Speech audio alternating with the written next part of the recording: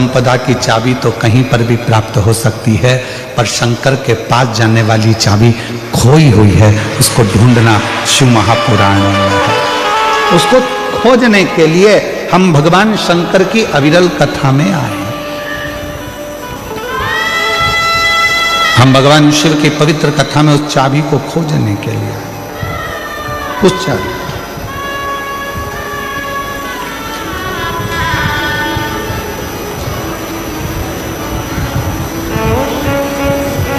और चाबी खो गई तो ढूंढना पड़ेगा, और अगर नहीं ढूंढ पाए तो फिर ताला तोड़ना पड़ेगा या फिर चाबी वाले को बुलाकर लगवाना पड़ेगा।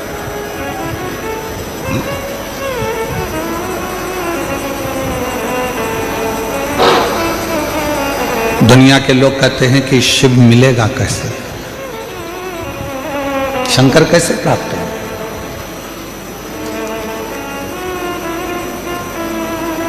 शिव को प्राप्त करना कोई कठिन विषय नहीं है।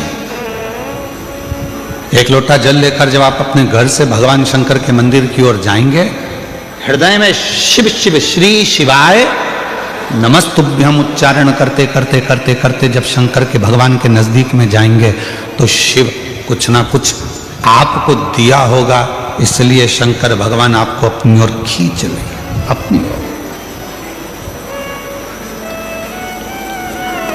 हर कोई सा पाना और हर कोई सा नट हर जगह पे फिट नहीं होता। नट जानते हो? अरे बोलो तो जम के। पाना जानते हो? गाड़ी में वो नट को कसने वाला। हर कोई सा पाना और हर कोई सा नट हर जगह पर फिट नहीं होता है। जो नट जिस स्क्रू के लिए बना हुआ है वो उसी में फिट होता है। उसी तरह संसार सागर में पूरी मृत्यु लोक में जितने भी लोग रहते हैं उसमें से कुछ लोग ऐसे हैं जो शंकर भगवान को भजते हैं, तो समझ लेना कि तुम वो नट हो जो शंकर नटराज में ही फिट हो सकते हो, दुनिया में कहीं फिट नहीं हो सकते। किसी की सामर्थ्यता नहीं कि आपको वो फिट कर दे।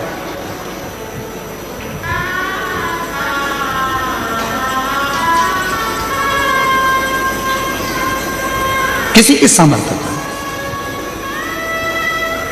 एक बड़ा सुंदर प्रसंग आता है भगवान शंकर की परम भगत हनुमान जी महाराज की माता मां अंजना जी।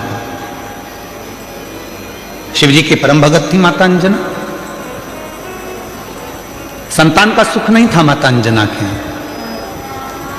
संतान प्राप्ति नहीं थी माता अंजना के। जब माता अंजना के यहां पर औलाद नहीं थी, संतान नहीं थी, तो बड़ी हताश रहती थी। राजा केसरी ने यज्ञ करवाया तो भी माता अंजना के घर में संतान नहीं हुई। बड़े बड़े अनुष्ठान करवाए राजा केसरी ने, फिर भी माता अंजना के गर्भ से औलाद नहीं हुई।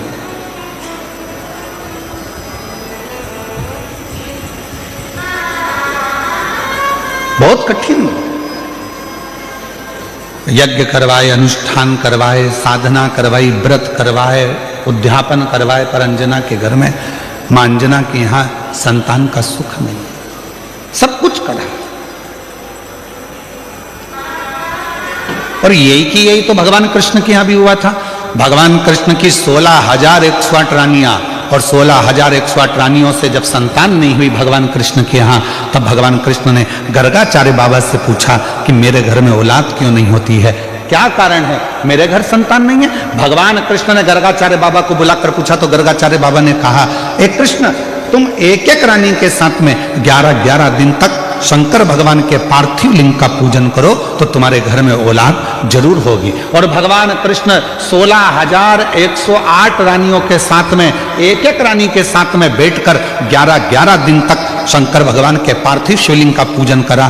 तब भगवान शंकर प्रसन्न होकर वर दे दिए, हे कृष्ण, तुमने अपनी रानियों के साथ 16,108 रानियों के साथ एक एक रानी के साथ अलग अलग बैठकर मेरा 11-11 दिन तक पूजन करा है। मैं तुम्हें वर प्रदान करता हूं कि तुम्हारी एक एक रानी से 11-11 संतान होगी। और भगवान शंकर की कृपा से भगवान कृष्ण के घर में 1,77,186 बच्चे हुए। ये शिव की कृपा से। 10 छोरा 1 छोरी। 10 लड़का 1 लड़की, 10 दीकरा 1 दीकरी, और महाराष्ट्र में कहते 10 मुलगा 1 मुलगी। शिव की कृपा से।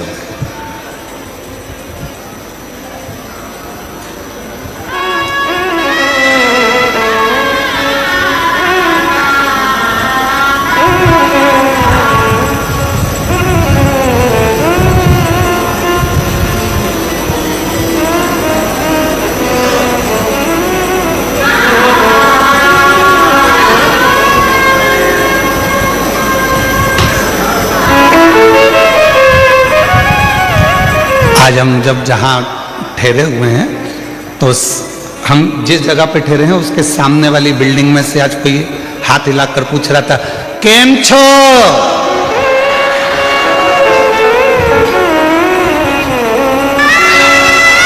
हमने कहा मजा में। फिर हमने पूछा तुम केम छो?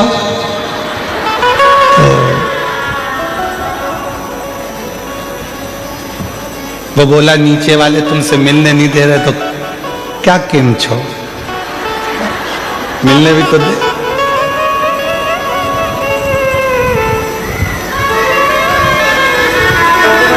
अंजना माता ने अपने पिताजी से कहा, गौतम ऋषि से, पिताजी मेरे घर में औलाद नहीं है, संतान नहीं, इसीलिए मेरा तू ही तो हमदर्द है जिसे हर दर्द कहता हूँ, दुनिया के आगे प्रभु चुपचाप मेरा, दुनिया के आगे प्रभु चुपचाप मेरा, मेरा तू ही तो हमदर्द है जिसे हर दर्द कहता हूँ, मेरा तू ही तो हमदर्द है जिसे हर दर्द कहता हूँ।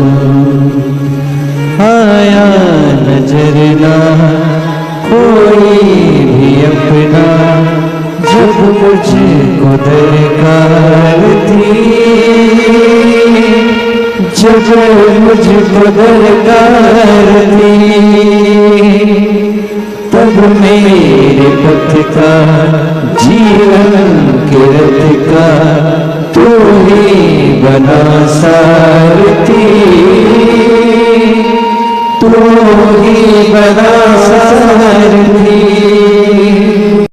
भोले ने करी है कदम पे ये मेहरबानियाँ, मेरा तू ही तो हमदर्द है जिसे हर दर्द कहता हूँ, मेरा तू ही तो हमदर्द है जिसे हर दर्द कहता हूँ। किससे कहें? ब्रह्मा ब्रह्म लोक में रह रहे हैं, भगवान विष्णु वैकुंठ लोक में रह रहे हैं, इंद्र इंद्र लोक में रह रहे हैं, गरुण गरुण लोक में रह रहे हैं, वरुण वरुण लोक में रह रहे हैं, सब अपने अपने लोक में निवास कर रहे हैं। केवल एक 33 कोटि देवता में केवल एक देवता है, वो देव अधिदेव महादेव है जो इस पृथ्वी पर रहता है, और उससे जो कहा जाता है वो दिल से सुनकर हमारी झोली खुशियों से भर दे। एक देव, और वह देव अधिदेव महादेव। बोल बम का नारा है, सारी समस्या का हल श्री शिवाय। केवल एक देव है और वह देव अधिदेव महादेव है जो पृथ्वी पर रहते हैं, मृत्यु लोक में रहते हैं। कभी आपने शंकर भगवान को किसी सिंहासन पर नहीं देखा, कभी आपने शंकर भगवान को किसी ऊंचे स्थान पर नहीं देखा। शंकर भगवान को देखा तो एक पत्थर पर, एक पर्वत पर, एक पहाड़ी पर बैठे हुए देखा। क्यों? ये पहाड़ी, ये पत्थर, ये पर्वत सब मृत्यु लोक में है, इसलिए मेरा शिव भी इस पृथ्वी लोक में, मृत्यु लोक में रहता।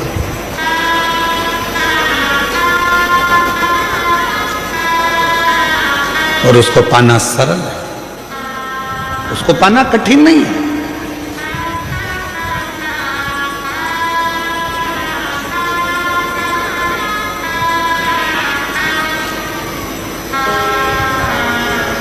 शिव कथा कह रही है, माता अंजना के घर में औलाद नहीं थी। गौतम बाबा ने उनको समझा दिया कि शिव की आराधना कैसे करना है। उन्होंने शंकर की आराधना करना प्रारंभ कर दिया।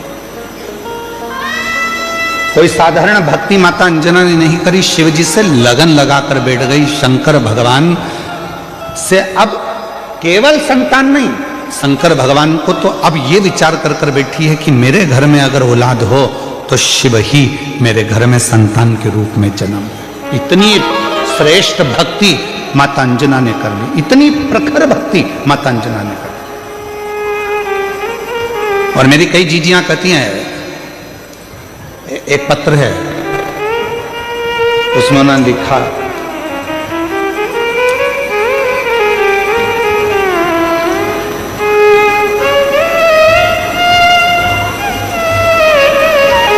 मेरा नाम शोभा बेन है,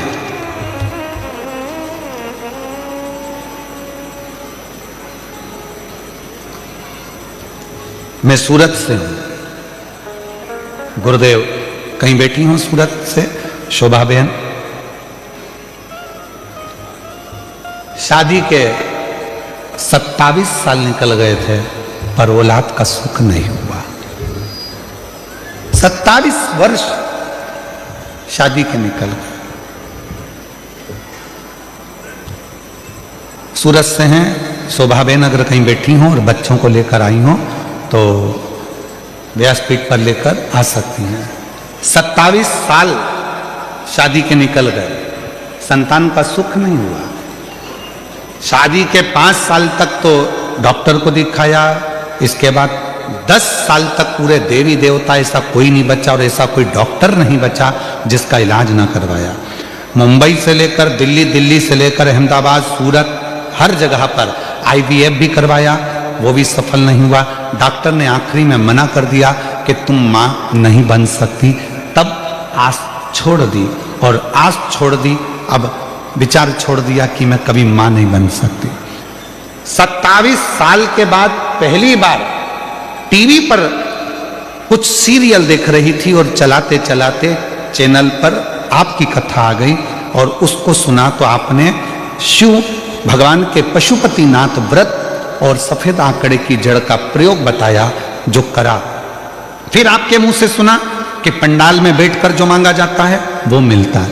मैंने अपने पति से कहकर पंडाल में बैठकर दोनों ने रात्रि विश्राम कर कर शिव पुराण की कथा सुनी, वहां की मिट्टी को अपने पेट पर लगाई। डॉक्टर तो मना करे थे कि औलाद नहीं होगी, और बाबा की ऐसी कृपा हुई, हम 2 बार कुबरेश्वर धाम होकर आए, 2 बार पशुपति व्रत करे और 2 बार सफेद आंकड़े की जड़ का प्रयोग करा। बाबा की कृपा से 27 साल के बाद जुड़वा बच्चों ने जन्म लिया। हम बाबा को प्रणाम करने के लिए, बाबा को नमन करने के लिए 27 वर्ष के बाद मेरे घर में बाबा ने किलका दिया। किससे कहें? कहीं बैठी हो शोभा बेन सूरत से, अगर कहीं बैठी हो तो आ सकती। किससे कहोगे? मेरा तू ही तो हमदर्द जिससे हर दर्द आप किससे कहो? ब्रह्मा जी ब्रह्मलोक में बहुत दूर हैं, भगवान विष्णु वैकुंठ में हैं, इंद्र लोक में बैठे हुए हैं। हम अपना दर्द किससे कहने जाएंगे? हम अपना दुखड़ा किससे कहने जाएंगे? हम अपनी तकलीफें किससे कहने जाएंगे? हम हमारा कष्ट किससे कहने के लिए जाएंगे? तो सारे देवताओं ने अपना अपना स्थान चुना। आखिरी में शंकर भगवान को बुलाया गया और शिव जी से कहा, सारे देवताओं ने अपना अपना स्थान चुन लिया है, तुम कहाँ रहना पसंद करोगे? पृथ्वी पर कोई रहना नहीं चाहता।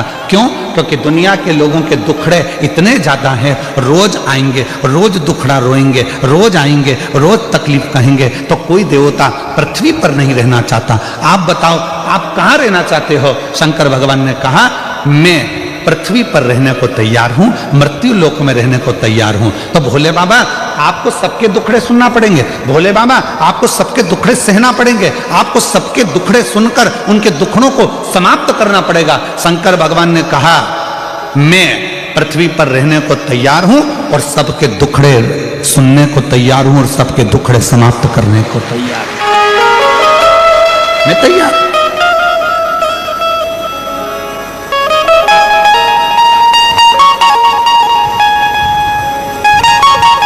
कोई तकलीफ नहीं मुझे।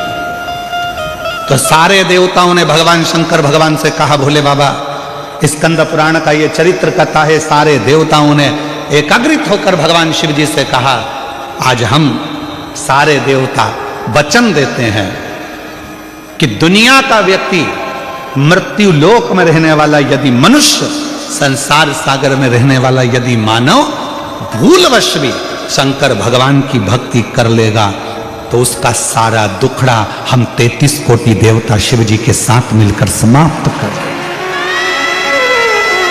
शिव की अविरल भक्ति का वो बल है।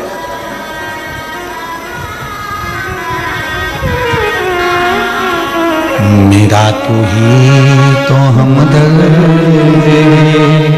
जिसे देखेगा, आप उसको कहेंगे, स्वीकार। माता अंजना का चरित्र कहता है, शिव की भक्ति में माता अंजना जी लग गई।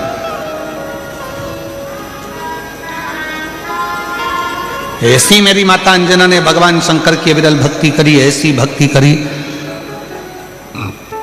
परीक्षा ली। शंकर भगवान ने पार्वती जी को भेजा, भोलेनाथ जी ने जाकर कहो अंजना को कि क्या चाहिए, क्यों इतनी कड़क भक्ति कर रही हो, किस लिए? अंजना देवी के पास में पार्वती जी पहुंची और कहा, क्या चाहिए? अंजना ने कहा, मुझे संतान चाहिए। संतान? हाँ। कैसी संतान?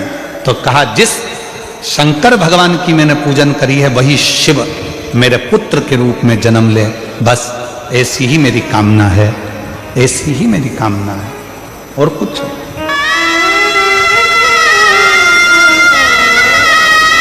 शिव मेरे घर में जन्म ले।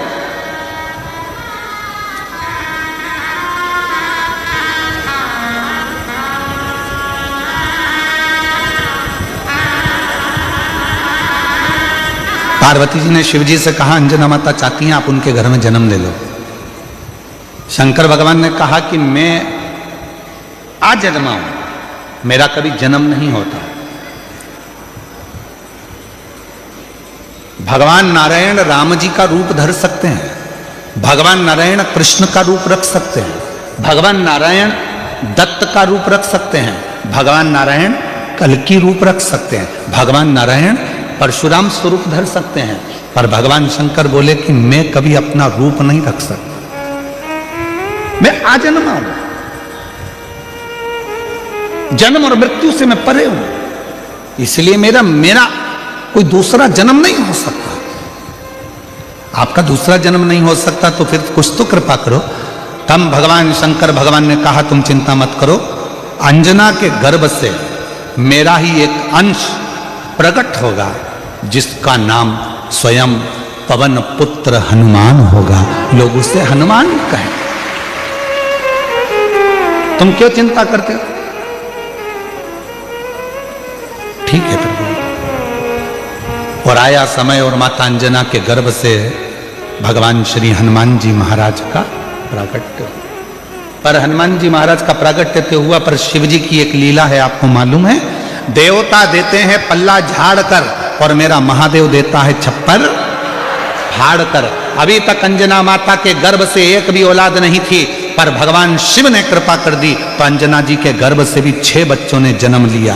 आप लोग कथा में श्रवण करे हैं पूर्व में, हनुमान गतिमान रतिमान मतिमान वर्तिमान, ऐसे हनुमान जी के कई भाई हुए, कई भाई हनुमान जी के हुए। और हमने पहले भी कहा है, जिसकी फैक्ट्री ना चलती हो, बहुत दुकान ना चलती हो, तो हनुमान जी के पांव का थोड़ा सा सिंदूर लेकर यदि उस सिंदूर को किसी भी फैक्ट्री या दुकान में हनुमान जी के छोटे भाई गतिमान के नाम से अगर एक बिंदी भी सिंदूर की रख दी जाती है, तो वो दुकान और फैक्ट्री भी झड़के से चलना प्रारंभ हो जाती है। गतिमान हनुमान जी के छोटे भाई, एक हनुमान जी के छोटे भाई हैं मतिमान। जब व्यक्ति डिप्रेशन में जाता है, एकाग्र चित्त नहीं रह पाता है, पढ़ने बैठता है पर एकदम मन नहीं लग पाता है, तो मतिमान का स्मरण किया जाता है, हनुमान जी के तीसरे नंबर के भाई का मतिमान। और कहते हैं एक दुर्वा यदि मतिमान के नाम से शंकर भगवान की शिवलिंग पर चढ़ा दी जाए और उसी दुर्वा को वापिस लेकर आया जाए, अंधेरा होने से पहले, सूर्य अस्त होने के पहले, शाम के प्रदोष के पहले यदि उस दुर्वा को उस व्यक्ति को चबा चबा कर खिला दो, तो डिप्रेस हो रहा है, डिप्रेशन में है, चिंता में है, टेंशन में है और उसका विवेक काम नहीं कर रहा, बुद्धि स्थिर नहीं हो पा रही है या पढ़ने में मन नहीं लग पा रहा है, तो उसको आप एक दुर्वा मतिमान, हनुमान जी के तीसरे नंबर के भाई मतिमान के नाम से अगर खिला देते हैं, तो उसकी बुद्धि केंद्रित होना प्रारंभ हो जाती है और वो डिप्रेस से हटना प्रारंभ हो जाता है, मन स्थिर होने लगता है। मतिमान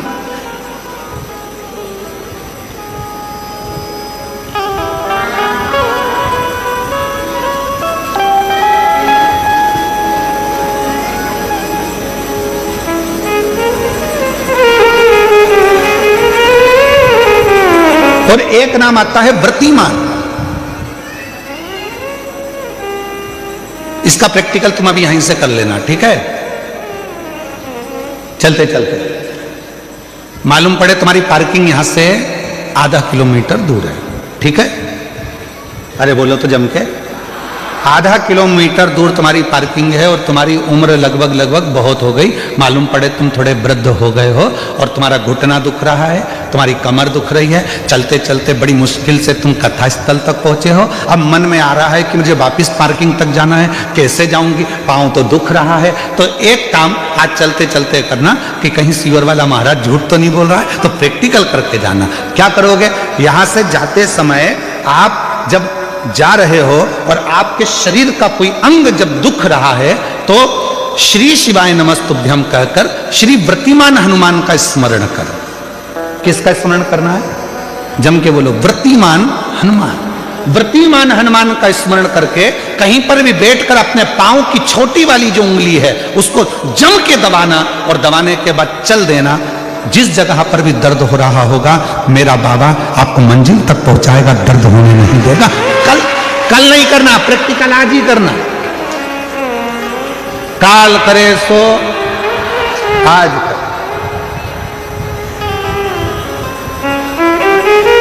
वृत्तिमान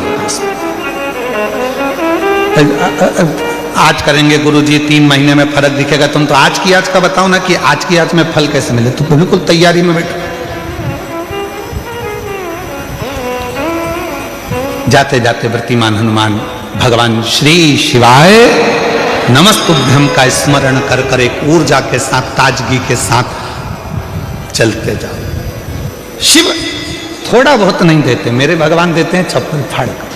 अब हनुमान जी महाराज का प्रागट्य हो गया, हनुमान जी महाराज आ गए, पूरे आनंद के साथ राम जी की सेवा करी। ये सारी कथा आप लोगों ने श्रवण करी है, रामचरितमानस में भी और शिव पुराण में भी और श्रीमद् भागवत में भी, कई जगह पर आपने इस कथा को सुना होगा। अब मूल कथा जो शिव पुराण की, स्कंद पुराण का मूल तत्व है, उसकी ओर हम बढ़ रहे हैं, जो बड़ी सुंदर कथा है। स्कंद पुराण के रेवा खंड की ये कथा, स्कंद पुराण के रेवा खंड में से इस कथा को लिया। स्कंद पुराण का रेवा खंड कथा है, हनुमान जी महाराज राम जी के साथ में लंका पर चढ़ाई कर दिए, विजय प्राप्त कर लिए, आ गए। पुष्पक विमान में बैठकर मां सीता को लेकर आ रहे थे। अब आइए मुख्य कथा, स्कंद पुराण शिव पुराण की वो कथा जो अपने अंदर अपने को उतार आ रहे हैं। राम जी बैठ गए पुष्पक विमान में, मां जानकी साथ में है, विभीषण हनुमान सब साथ में चल। बीच में स्थान आया, हनुमान जी ने कहा प्रभु ये वो भूमि है जहां मेरी मां अंजना रहती है, जहां मेरी माता अंजना यहां रहती है, ये वो भूमि है। राम जी ने पुष्पक विमान को आदेश दिया, हे पुष्पक नीचे होइए, इस भूमि पर अंजना माता की इस भूमि पर पुष्पक को रोका। हनुमान जी पुष्पक विमान से नीचे उतरे, हनुमान हमें तुम्हारी मां से मिलना है। जिस हनुमान ने लंका पर विजय प्राप्त करा दी, जिस हनुमान ने लक्ष्मण को संजीवनी बूटी ला कर दे दी, उस हनुमान जी की माता से मुझे मिलना है। हनुमान जी ने हाथ जोड़कर कहा प्रभु माता से तो मिला दूंगा, मना नहीं है, पर मेरी माता सबसे ज्यादा यदि आराधना और साधना करती है तो शिव की करती है। राम जी ने जो शब्द कहा प्रत्येक व्यक्ति के दिल में वो शब्द छूना चाहिए। मेरे भगवान राम बोले हनुमान जब किसी शंकर के भक्त का दर्शन होता है, शंकर तो कभी नहीं मिलते, पर शंकर का यदि कोई सही भक्त मिल जाता है तो समझ लेना कि शंकर का दर्शन उसी क्षण हो गया, उसी क्षण।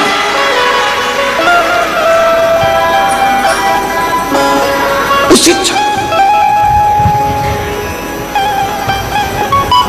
शिव का दर्शन उसी पल हो गया, शंकर भगवान का दर्शन उसी पल हो गया।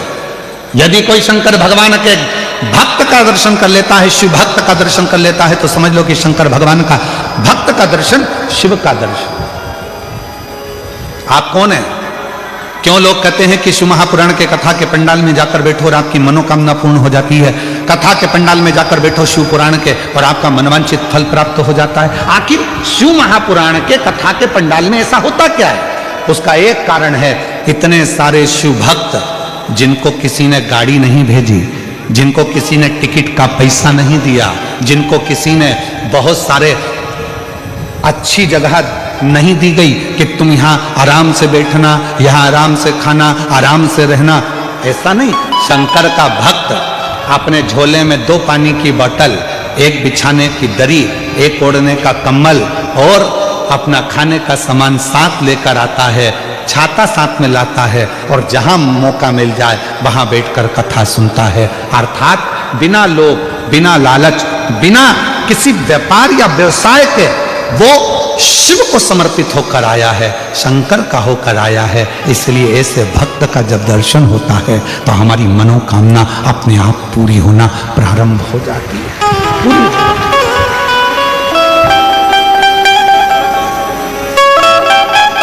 एक पत्र है, अच्छा है।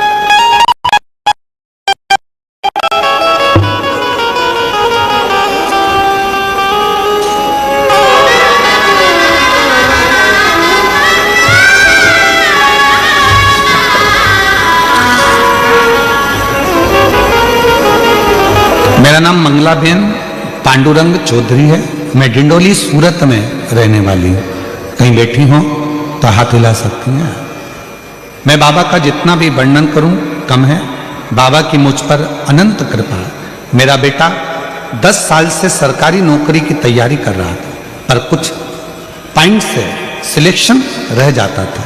वो रोज अपने काम से आता था और चिंता में रहता था। मैंने टीवी के माध्यम से आपकी काफी कथा सुनी है। मैंने अपने बेटे से बोला कि रोज 1 लोटा जल बाबा को चढ़ाओ और शहद वाला बेलपत्र बाबा को चढ़ाना शुरू करो। बेटे ने वैसा ही किया और सच्चे मन से बाबा से प्रार्थना की। और मैंने बाबा की कथा जब सूरत में आई थी तब 7 दिन कथा का भ्रमण किया, बाबा से विनती की, बाबा आपकी कथा के पंडाल में रहकर कथा सुन रही हूं। ऐसा सुना है जो कथा के पंडाल में रहकर कथा को श्रवण करता है उसकी मनोकामना आप पूरी करते हो। बाबा मेरे बेटे की सरकारी नौकरी में सफलता मिले। बाबा की कथा जब चालू हुई तब मेरी बहू ने पशुपति व्रत भी रख लिया। मेरे 6 साल का पोता अथर्व भी बाबा से विनती करता और बाबा ने हमारी विनती को स्वीकार करा। श्रद्धापूर्वक नमन करने के लिए आज मैं आई हूँ। आज मैं बाबा को धन्यवाद देती हूँ कि मेरे बेटे का सिलेक्शन सरकारी नौकरी मिल गई है और मेरे बेटे का नाम सचिन पांडुरंग चौधरी है, जो अहमदाबाद के सरकारी टीचर बन गया है। मैं बाबा को यहाँ प्रणाम करने के लिए आई हूँ, बाबा को नमन करने के लिए। अगर कहीं बैठी हो तो आ सकते।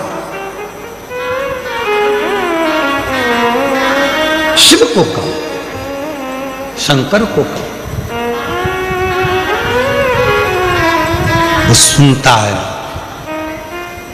महाराज और हृदय से देता भी, हृदय से देता। शिव कथा कर रही है। हनुमान जी ने कहा ये मेरी माता अंजना का गांव है और माता अंजना यहां रहती हैं, पर वो शिव की परम बात।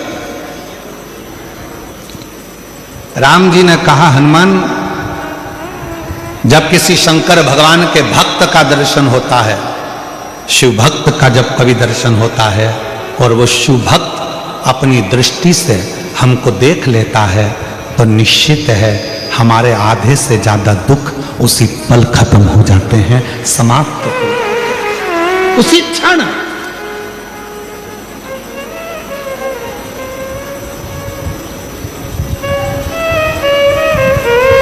इसीलिए हमको लगता है ज्यादातर भक्त लोग, कोई शिव भक्त मिलता है तो जम के आवाज लगा देते हैं हर हर महादेव। किसी मंदिर में जाकर लोग शोर नहीं मचाते। द्वारकाधीश के मंदिर में जाओ कोई शोर मचाता नहीं मिलेगा, जगन्नाथ जी के मंदिर में जाओ कोई शोर मचाता नहीं मिलेगा।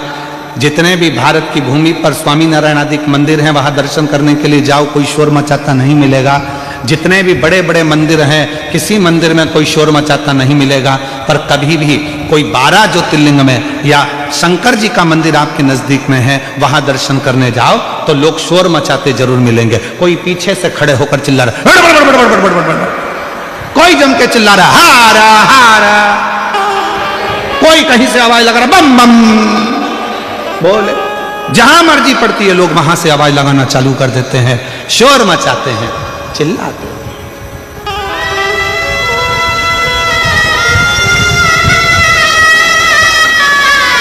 शिव के नाम लेकर आप में से कई लोगों ने श्रीमद् भागवत कथा सुनी होगी, आप में से कई लोगों ने राम कथा सुनी होगी, आप में से कई लोगों ने विष्णु पुराण सुनी होगी, आप में से कई लोगों ने देवी भागवत सुनी होगी। ना जाने कितने कितने पुराण शास्त्र आपने सुने होंगे। सारे पुराण और शास्त्र उठाकर देखिए, एक भी पुराण शास्त्र ये नहीं कहेगा कि किसी भी असुर ने, राक्षस ने शंकर भगवान को युद्ध के लिए ललकारा। जितने भी असुर ने ललकारा वो सबने भगवान को ललकारा, विष्णु जी को ललकारा, ब्रह्मा जी को ललकारा, इंद्र को ललकारा, युद्ध के लिए देवी को ललकारा। पर किसी भी असुर ने, किसी भी राक्षस ने, किसी भी असुर